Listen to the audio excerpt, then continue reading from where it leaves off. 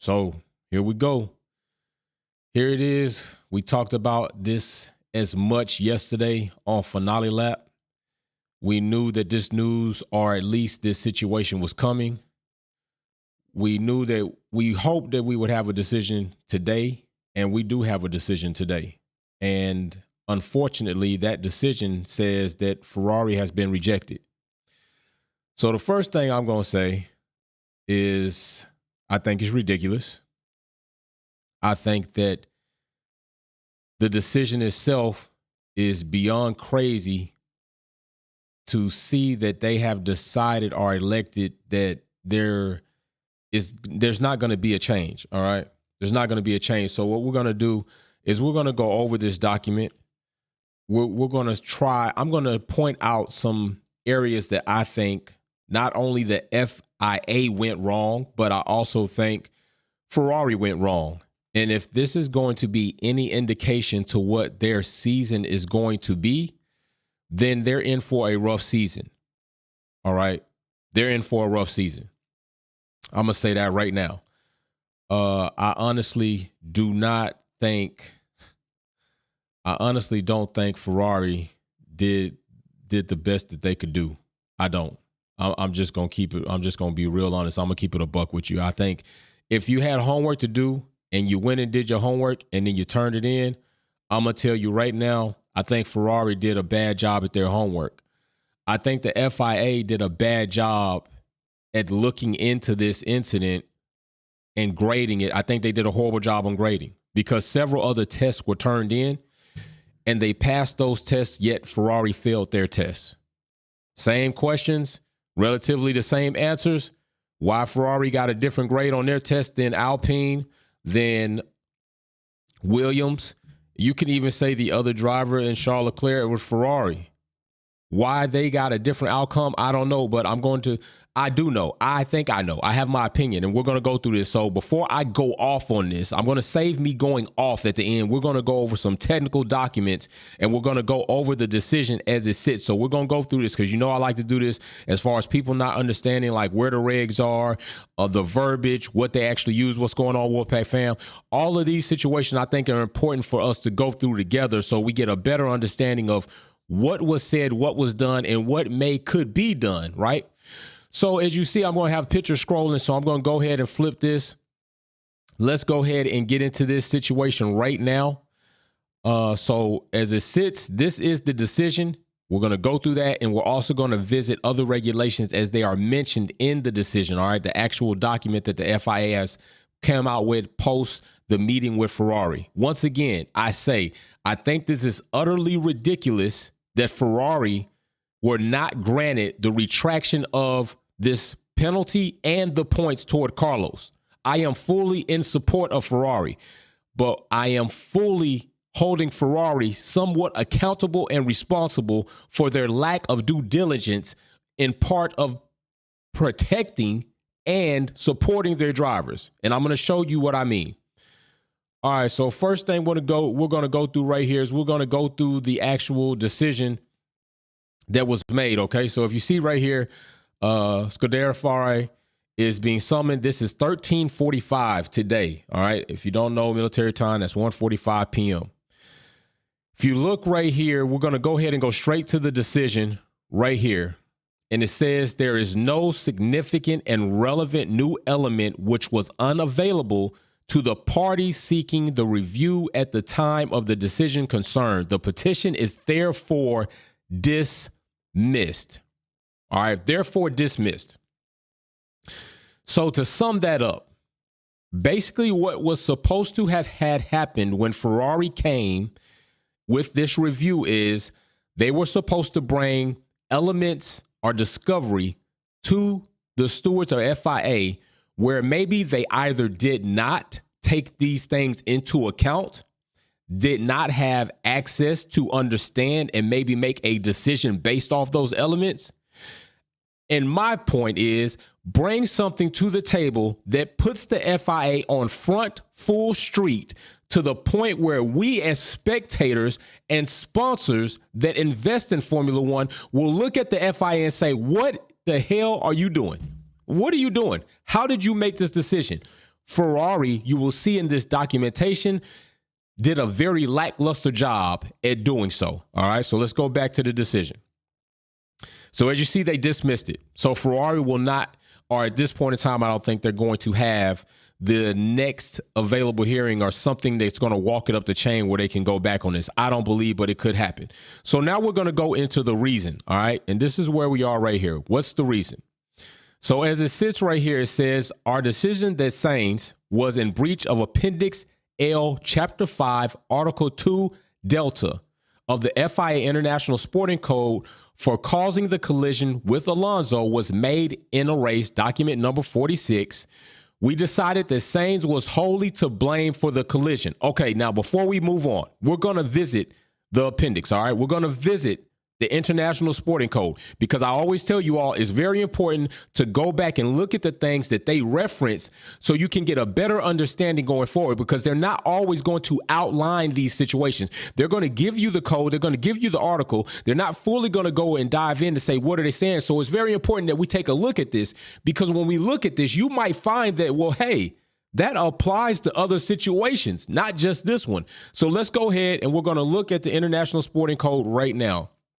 So we're going to flip from that. Remember, we are going Chapter 5, Article 2, Delta in Appendix L. All right. Chapter 5, Article 2, Delta in Appendix L. Here we are right here. Chapter 5, as you see it right there on your screen, we are in Chapter 5. And you see that is Code of Driving Conduct on the Circuits. It tells us then to go to Article 2, Delta. So right here, Article 2 is about overtaking car control and track limits. We will then go down to Delta. There's Charlie, and then the Charlie, and then Delta is right here. So here's Delta. So Delta says, causing a collision. Matter of fact, hold on. Let me see if I can just highlight this real quick so we can see it a little bit better. There we go.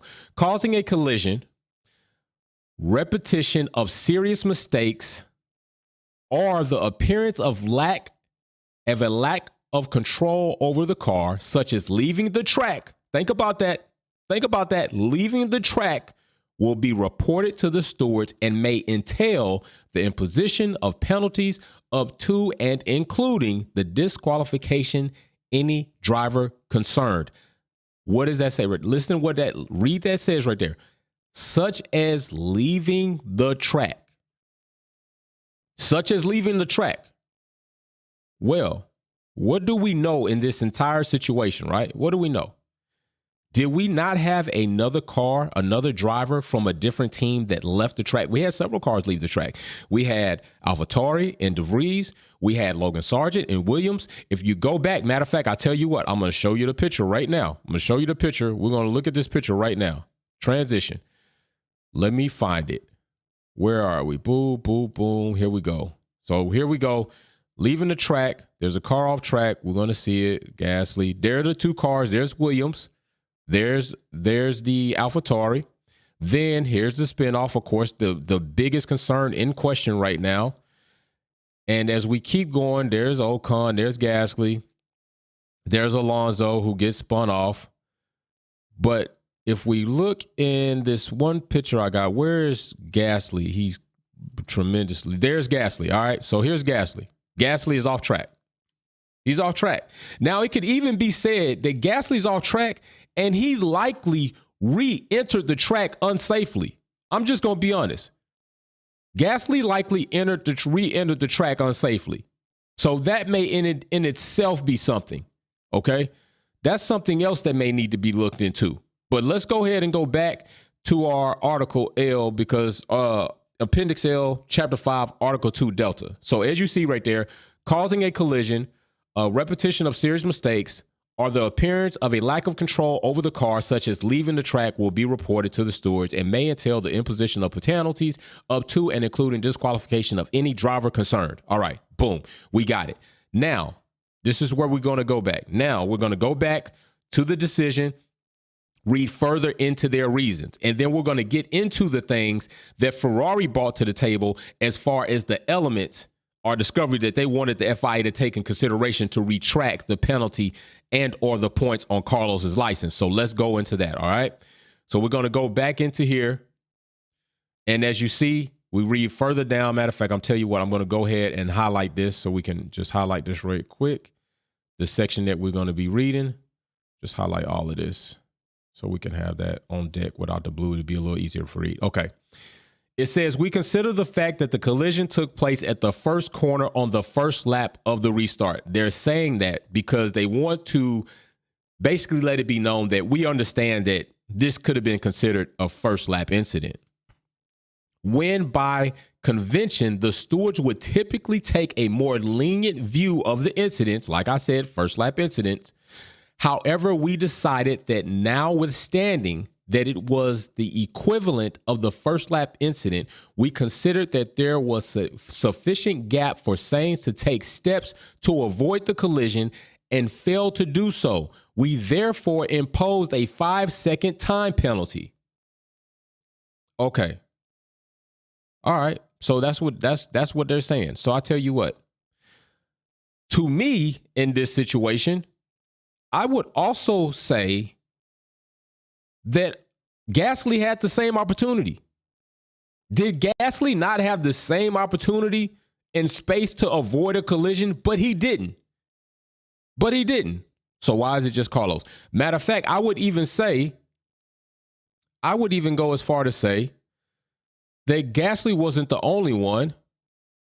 As a matter of fact, looking at the photo right here, I would say Logan Sargent also had the opportunity not to run into the back of Nick DeVries, but he did. Now, keep in mind, look at this picture. Okay, there's something I want to tell you about this picture. Look at the sunlight, because that was something that people talked about, like the sun's glaring. You can't see, it's possible that he got blinded and it just skewed your depth perception and boom, you ran into the back of somebody. Keep that in mind, because those reasons came out during the GP as far as analysts talking about the incident, this corner, the time of day, all of that was talked about. Okay. Logan didn't avoid it. He ran right into the back of Nick DeVries. Look at Nick DeVries. Nick DeVries had similar situation in front of him, yet he didn't run into the back of anybody. He avoided his situation. So why not Logan? Why not Gasly? So, but we still just penalizing Carlos. Okay, I got you. So let's go ahead and go back to our reasons to read further into their reasoning why, okay? So it goes on to say the petition contends that there are new significant and relevant elements. All right, so this is where Ferrari is saying to the FIA that in this petition, we have things that you all should have considered that you likely did not consider. That's what Ferrari is saying right now. Okay, so now we get to see what is it that Ferrari included in this petition that said, hey, you didn't look at this or you didn't consider this, and this is why you should change this. There are new significant and relevant elements which are unavailable at the time of our decision being made. And presumably, had we had the benefit of these elements, we would not have made our decision, like I just said, okay? Like I just told you. At this point, they are saying that Ferrari is saying that we are bringing you things that you didn't consider or you didn't have access to before you made these decisions. And this is why you need to change what you have done for these reasons, bam, bam, bam. And we do have bam, bam, bam. So let's go into it. The elements were relied upon. Alpha, the telemetry data of Sainz's car after the second restart. Bravo, Sainz witness statements. Okay. Charlie, other drivers' witness statements, which amount to records of post-race interviews given by Alonso as well as other drivers. All right, cool. So now we're finna go ahead and get into, now it's about to get deep right here. We about to get into quite a bit right here. So we're gonna go ahead and highlight this, and we'll go ahead and give that, boom, green. Okay, so this says competitors say that there is a precedence for these matters being, now this is where Ferrari lost me. This is where, no, they didn't lose me. They disappointed me. I've been rooting for them in this situation the whole time. This is where I was like, Ferrari. Now I said I'm going to wait to the end to go off, but Ferrari, really? Is this what you're doing? Okay, if this is what you thought was good enough. The competitor says that there is a precedence for these matters being considered new, significant, and relevant elements. It points to the Steward's decision dealing with a petition by Sahara Force India F1 team. Okay. All right. Oh, okay. You want to go there? All right, we're going to go there. Seeking a right of review as a precedent for the proportions that the verbal testimony of a driver and relevant telemetry can amount to a significant and relevant new element. The factual circumstances of the steward's decision under review in the matter are quite different to those here in this matter. So already they like, this is not apples to apples. It's not even maybe apple to plum. Force India team matter involved a post-race hearing into an incident. In other words, it was not clear to the stewards who was at fault for the collision in question. The competitor drivers was not available to attend the hearing because he had been taken to the hospital following the incident.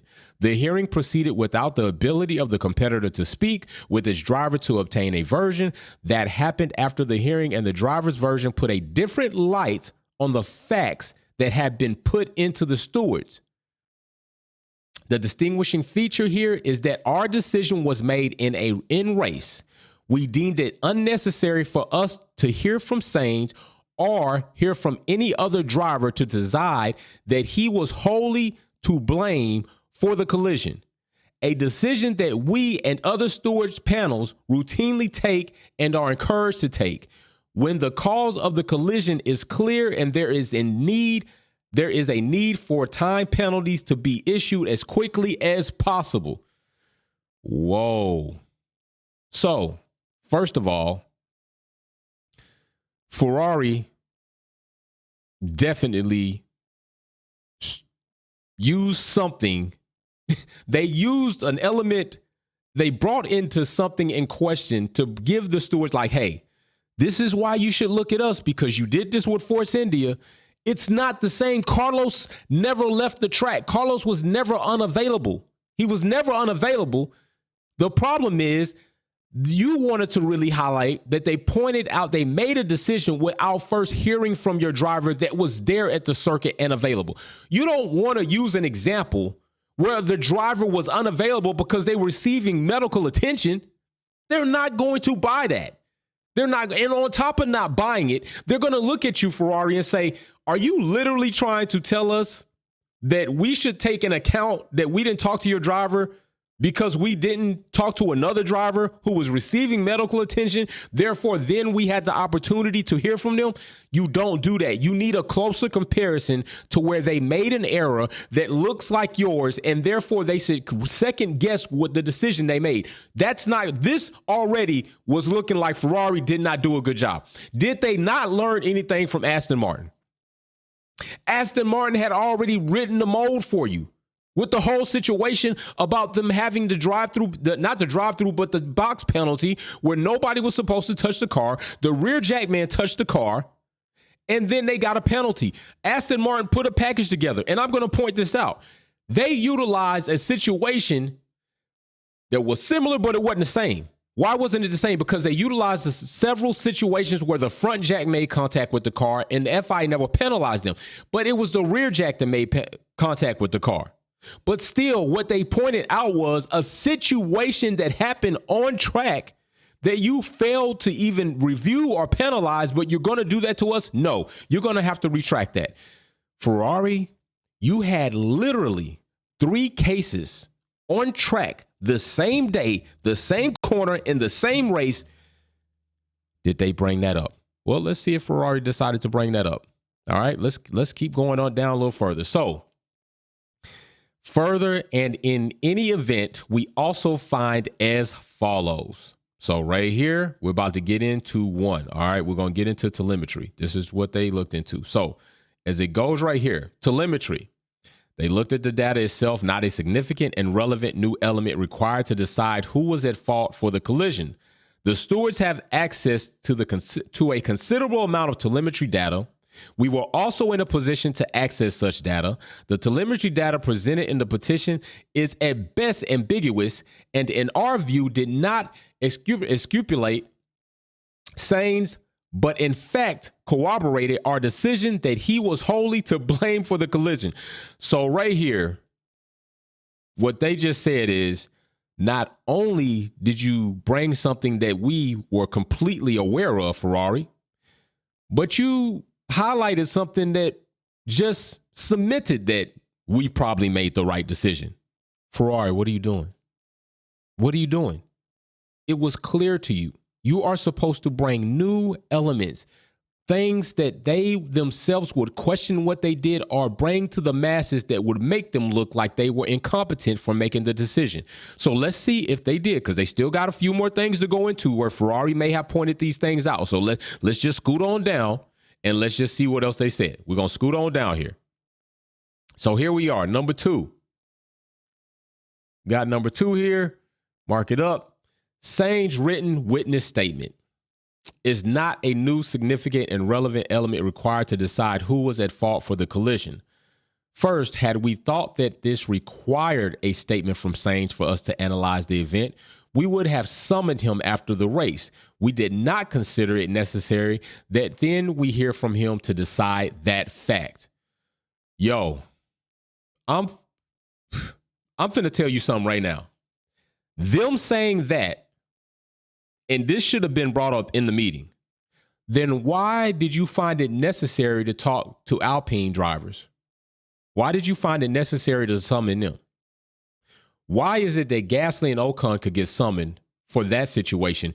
Was it not clear that Gasly re-entered unsafely and then came over onto his teammate, causing a collision that took out both cars? That was clear as day. But you still summoned Alpine. You still summoned them. And on top of summoning Alpine, you didn't rule any penalty to them. No further action needed. It's all good. It's clear and clean. It wasn't. Ferrari, you got a taste of some AD 2021 medicine right now. It's so small. It's small in comparison, but you're getting a little taste of what it is to deal with the FIA and the stewards in regards to a egregious decision that they've just made. This section right here says, you said that there wasn't any reason to talk to Carlos? Why not? If there wasn't any reason to talk to Carlos, then why the hell did you need to talk to Gasly and Ocon? So right there, they contradict themselves. And I don't agree with that. I definitely don't agree with it. So let's go ahead and continue. So we're going to go right down here, number 3. All right. So as we go down here to number 3, and we also see, we'll go ahead and turn this one yellow. All right. The other driver statements are not new, significant, and relevant elements required to decide about the incident. All right. These statements were all records of post-race statements given by the drivers to the media. These were presented to corroborate their position that the grip level was low and that the tires were cold. Again, while these statements were made subsequent to our decision and therefore could not have been presented when we made the decision, nothing stated in those comments were significant or indeed relevant to our consideration. This does not satisfy the requirements of Article 14 either. Okay, so if we go to Article 14, we'll see right here, Article 14, right of review. All right, right of review. They utilized and referenced Article 14.3. So if we go down here to 14.3, this is what they say in 14.3. 14.3 says the steward shall have the sole discretion to determine if a significant and relevant new element exists. The decision of, let's highlight that, same color. The decision of the stewards as to whether or not such elements exist is not subject to appeal before the National Court of Appeal or the International Court of Appeal. Okay? So, how are you feeling so far about the FIA's reasoning for rejecting Ferrari's petition? All right? I'm going to tell you how I feel about this. All right? First of all, FIA, dear you, from Wolfpack Performance, you screwed the pooch so bad on this, again in public view, while it's having several other situations that occurred on track where you did nothing. You did nothing to Gasly. You did nothing to Logan Sargent at Williams for running up the back of DeVries. While DeVries had avoided the situation in front of him, Logan Sargent failed to do so. So evidently there was an example there that it could be avoided, but Logan failed to avoid it, but you did nothing to him. Then you do nothing to Gasly. Gasly literally off track, understand, avoiding a collision, trying to keep his car right, trying to keep his drive safe, trying to finish the race. Then re-enters unsafely, in my opinion, just based off video, comes right in front of Ocon. All right, so he's already entered unsafely. Then on top of that, he fails to be aware of his surroundings. Therefore, he comes over onto his teammate and wrecks out both cars. You summon them, and then you take no further action according to that. Where does that make sense? That does not make sense. The FIA have contradicted themselves in this situation. They've made a horrible decision in this situation, and they've penalized Ferrari unjustly, to me, in my opinion, based off that. If Carlos gets this penalty, then there are at least two other drivers that therefore should be penalized and definitely dropped and have some penalty points on their license. Period. Period. Period. Matter of fact, let's see what they said. If you all didn't know and you didn't look at it, I would like to see what it is that they said about the entire situation when it came down to Alpine, because we can go to that. We can literally go to that. And that's exactly what we're going to do, because I think it's interesting to take a look at that and see what they ended up coming up with. So let's just go to the Australian GP.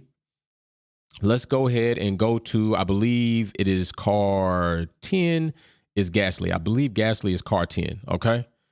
So here it is. That's number driver 31. All right. So here we go right here. So driver, actually, they should have, that's 31. So we want to look at car 10. All right. Because I looked at Ocon, but we can look at them both. I'm going to bring them both over for you. So we're going to look at both of these documents together so you can see why they didn't do anything here. Here it is right here. Here's the document. Here's the Steward decision on Pierre Gasly. As you see, Pierre Gasly is right here. All right. So here's Pierre, team Alpine. So we got that. Boom. Pierre Gasly, 1700. Now here it is. Turn incident in turn 2. All right. If you look right here, Appendix L, Chapter 5, 2D. So what do you know? They utilize the same damn appendix. They utilize the same appendix. Literally, Lima, Chapter 5, Article 2D. They utilize the same thing today in the decision which ruled and rejected Ferrari. They used it then the day of the race when they wrote this document out. So we don't even need to cover that again because we already covered it. But it says decision. Look at the decision they made in this. Look at the decision. No further action. Matter of fact, I should have highlighted that green because they got away with that scot-free. They left the light and left. We're going to highlight that green. No further action. All right. So if no further, actually it's brown, it's doo-doo because it is crap. So it says the stewards heard from the driver, car 10. They heard from Pierre Gasly. They summoned Pierre Gasly. Why did they do this? They didn't call Carlos in. So how is it that they found that it was no reason to talk to Carlos, but it was a reason to talk to Pierre Gasly? Driver of 31, Esteban, a team representative, reviewed positioning marshalling system data, video and in-car video evidence, and determined that it was a first lap racing incident. Hold on. Wait a minute.